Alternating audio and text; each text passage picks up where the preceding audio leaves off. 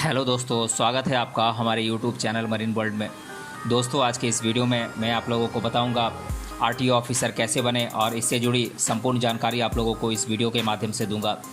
दोस्तों, वीडियो में आगे बढ़ने से पहले मैं आपसे रिक्वेस्ट करना चाहूँगा कि अगर आपने अभी तक इस चैनल को सब्सक्राइब नहीं किया है तो इसे ज़रूर सब्सक्राइब कर लीजिएगा और अगर वीडियो अच्छा लगे तो इसे शेयर ज़रूर कीजिएगा।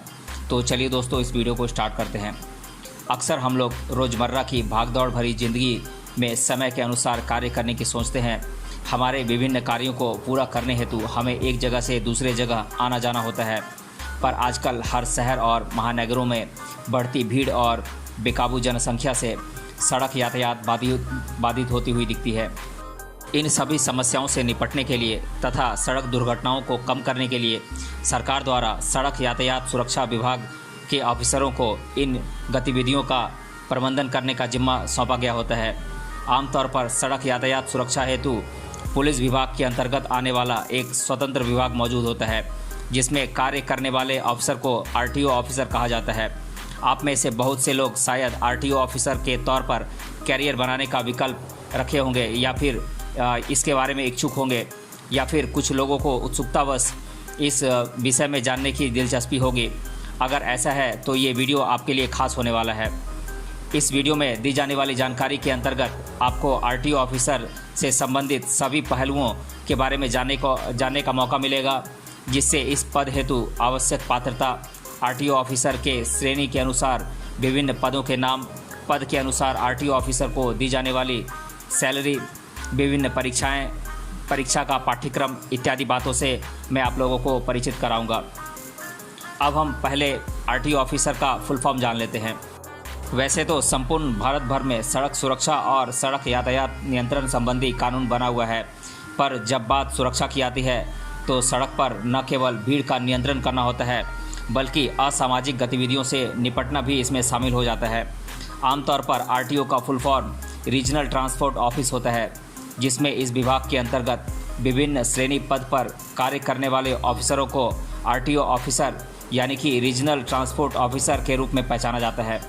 इसका हिंदी अनुवाद होता है क्षेत्रीय परिवहन या यातायात अधिकारी ये होता है। इस विषय में अन्य महत्वपूर्ण जानकारी पर हम आगे विस्तार से चर्चा करेंगे। अब हम पदों की श्रेणी के अनुरूप आरटीओ ऑफिसर की सूची जान लेते हैं। आरटीओ विभाग में मौजूद विभिन्न अफसरों की सूची इस प्रकार है।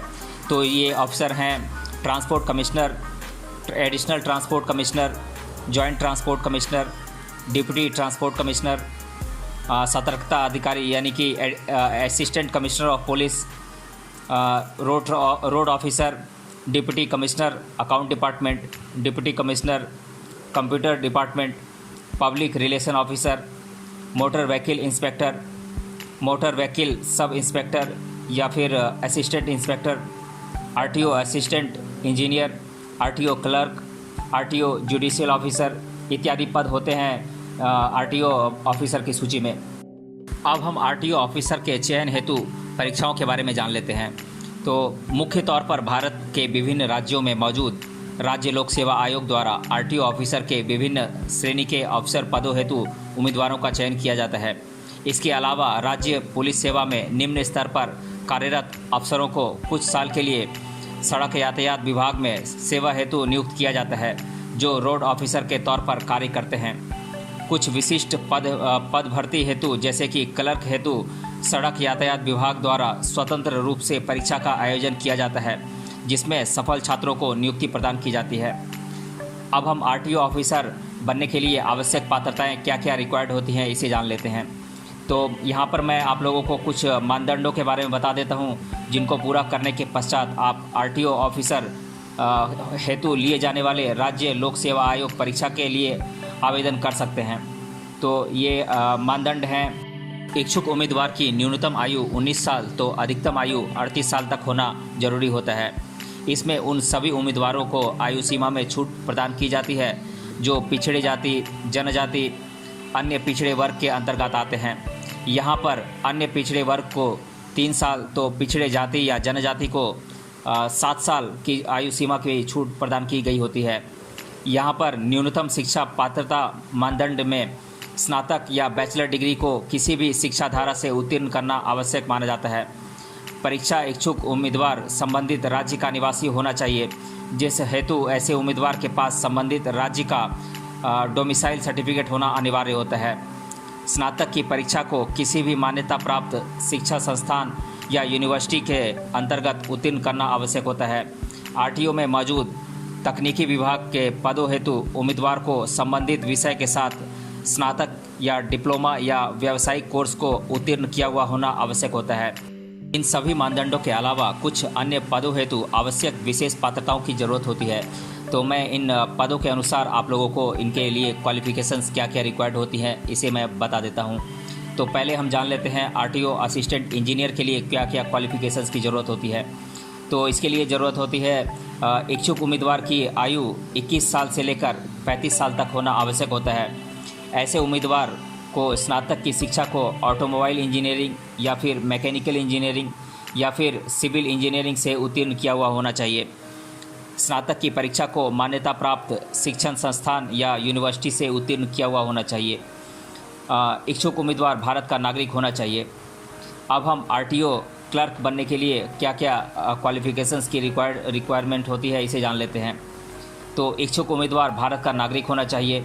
न्यूनतम कक्षा 12वीं या समकक्ष परीक्षा को उत्तीर्ण किया हुआ होना चाहिए। इस पद हेतु इच्छुक उम्मीदवार की न्यूनतम आयु 18 साल तो अधिकतम आयु 37 साल तक होना आवश्यक होता है। टंकन संबंधी आवश्यक गति यानी कि टाइपिंग स्पीड की मांग यहाँ पर रखी जाती है, जिसमें प्रति मिनट दिशा निर्देशित शब्द को टाइप करने में उम्मीदवार सक्षम होना चाहिए। अब हम मोटर व्हीकल इंस्पेक्टर बनने के लिए क्या क्या क्वालिफ़िकेशंस की रिक्वायरमेंट होती है इसे जान लेते हैं। इस पद के लिए इच्छुक उम्मीदवार को न्यूनतम स्नातक या फिर बैचलर डिग्री या फिर डिप्लोमा कोर्स को मैकेनिकल या ऑटोमोबाइल या प्रोडक्शन इंजीनियरिंग की शिक्षा धारा से उत्तीर्ण किया हुआ होना चाहिए। इच्छुक उम्मीदवार की न्यूनतम आयु 18 साल तो अधिकतम आयु 35 साल तक होनी चाहिए। ऐसा उम्मीदवार भारत का नागरिक होना अनिवार्य होता है। आरटीओ में सब इंस्पेक्टर या इंस्पेक्टर इत्यादि पदों हेतु पुरुष उम्मीदवार की न्यूनतम लंबाई 163 सेंटीमीटर तथा छाती की न्यूनतम चौड़ाई 79 सेंटीमीटर यानी कि 79 सेंटीमीटर होना आवश्यक होता है। इसमें सीना फुलाने के बाद 5 सेंटीमीटर तक चौड़ाई में बढ़ोतरी होना अपेक्षाकृत होता है। और यहाँ पर महिला उम्मीदवार की न्यूनतम लंबाई 155 सेंटीमीटर होना आवश्यक होता है। वहीं न्यूनतम वजन 45 किलोग्राम तक होना अनिवार्य होता है। आपको जैसे हमने पहले बताया है कि राज्य पुलिस सेवा में निम्न स्तर पर कार्यरत अफसरों को सड़क यातायात विभाग में रोड ऑफिसर पद पर नियुक्ति दी जाती है। इसके अलावा राज्य लोक सेवा आयोग द्वारा क्लास 1 के अधिकारी से लेकर क्लास 3 तक के अधिकारियों का चयन किया जाता है। साथ ही में पहले से विभाग के अंतर्गत कार्यरत कुछ पुलिस अफसरों को पदोन्नति द्वारा कुछ सालों बाद इस विभाग में उच्चतम पदों पर नियुक्त किया जाता है। अब हम आरटीओ ऑफिसर के लिए ली जाने वाली परीक्षा का प्रारूप जान लेते हैं। वैसे तो भारत के प्रत्येक राज्य में क्षेत्रीय परिवहन या यातायात विभाग के अधिकतर उच्च पद भर्ती को राज्य लोक सेवा आयोग द्वारा पूरा किया जाता है, जिस हेतु आयोजित किए जाने वाले परीक्षा का प्रारूप है पूर्व परीक्षा यानी कि जो कि पहले चरण का परीक्षा होता है और मुख्य परीक्षा जो कि दूसरे चरण का परीक्षा होता है। इन दोनों चरणों को सफलतापूर्वक उत्तीर्ण करने वाले उम्मीदवारों की प्राप्त अंकों के अनुसार आयोग के आधिकारिक वेबसाइट पर सूची जारी की जाती है, जिसमें जातिगत वर्ग के अनुसार उम्मीदवारों का प्राप्त अंकों के आधार पर चयन किया जाता है। यहाँ पर कुछ राज्यों में अंतिम चरण के तौर पर साक्षात्कार का आयोजन किया जाता है, तो कुछ राज्यों में इसे हटा दिया गया है। फिर भी मैं आप लोगों को साक्षात्कार चरण के बारे में आगे पाठ्यक्रम की जानकारी के दौरान इसका ब्यौरा मैं आप लोगों को दे दूंगा। अब हम आरटीओ ऑफिसर की परीक्षा का पाठ्यक्रम जान लेते हैं। तो जैसा कि मैं आप लोगों को पहले ही बता चुका हूं कि आरटीओ ऑफिसर की 2 चरणों में परीक्षा ली जाती है।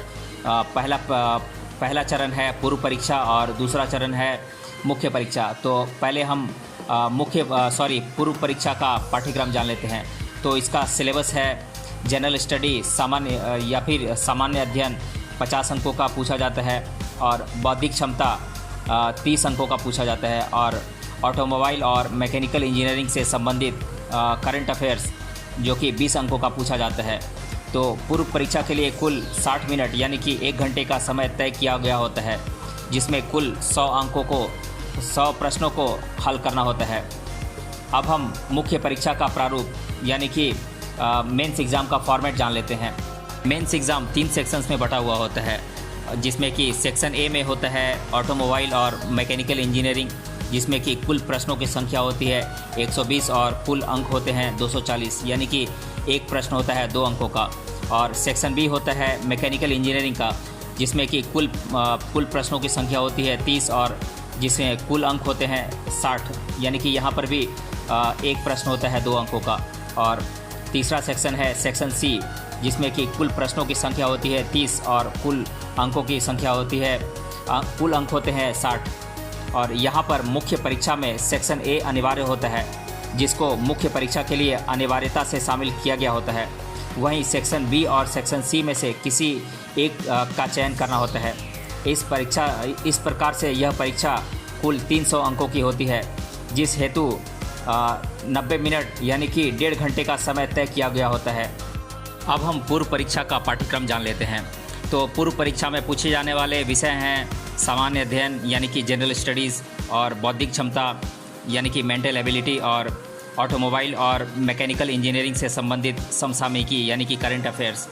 तो सामान्य अध्ययन यानी कि जनरल स्टडीज़ में पूछे जाने वाले टॉपिक्स हैं करंट अफेयर, यानी कि इसे राज्य से संबंधित और भारत और विश्व की प्रमुख घटनाओं संबंधित समसामयिकी यानी कि करंट अफेयर्स, और इतिहास भारत का और राज्य का, और साथ ही साथ विश्व का इतिहास और उसकी महत्वपूर्ण घटनाएं, और भूगोल, भारत का राजनीति शास्त्र, सामान्य विज्ञान, भारतीय सामाजिक सुधारणाएं और परिवर्तन तथा औद्योगिक विकास इत्यादि चीज़ें पूछी जाती हैं जनरल स्टडीज़ में।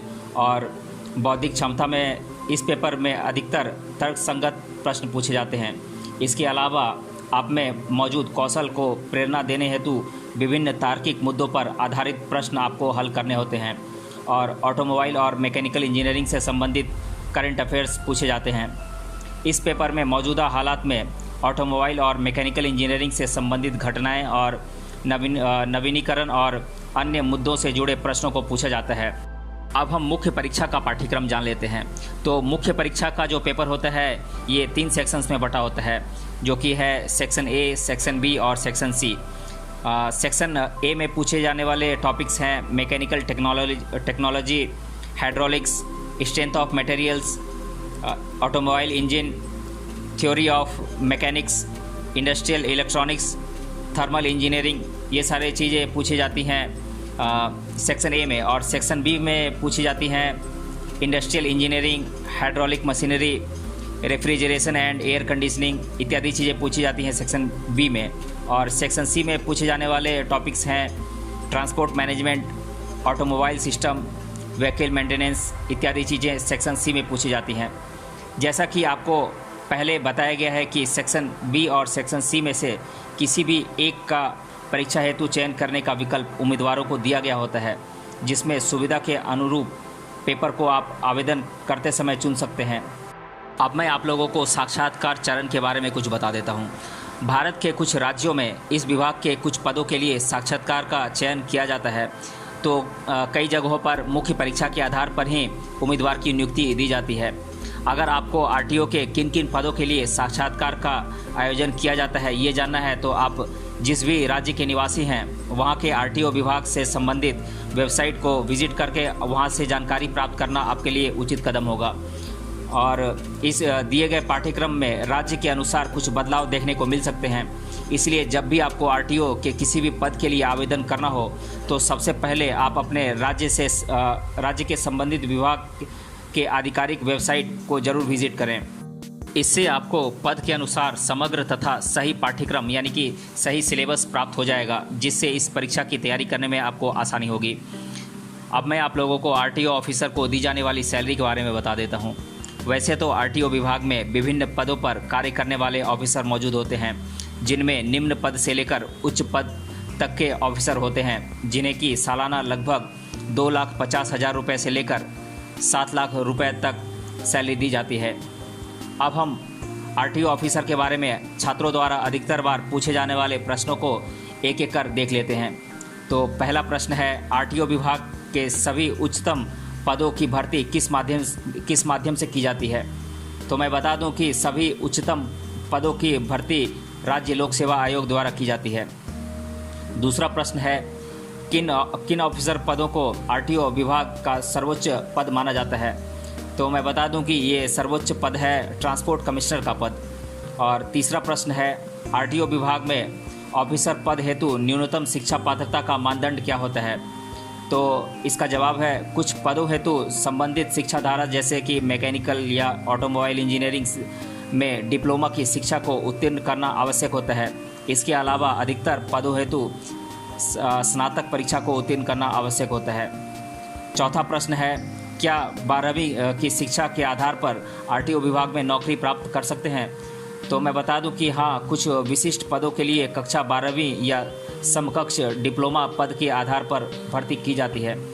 पांचवा प्रश्न है, आरटीओ का फुल फॉर्म क्या होता है? तो मैं बता दूं कि आरटीओ का फुल फॉर्म होता है रीजनल ट्रांसपोर्ट ऑफिस। तो दोस्तों, आज के इस वीडियो में हमने जाना आरटीओ ऑफिसर कैसे बने, इसके बारे में मैंने आप लोगों को संपूर्ण जानकारी दी। इसके सिलेबस के बारे में मैंने बताया, आरटीओ ऑफिसर कैसे बनते हैं, इसका सिलेबस मैंने बताया आप लोगों को। इसके लिए एलिजिबिलिटी क्या होती है इसे बताया मैंने आप लोगों को। आरटीओ ऑफिसर्स कितने प्रकार के होते हैं ये भी मैंने आप लोगों को बताया। इनकी सैलरी कितनी होती है इसके बारे में भी हमने डिस्कस किया। मिलते हैं अगले वीडियो में किसी अन्य टॉपिक के साथ, तब तक के लिए धन्यवाद।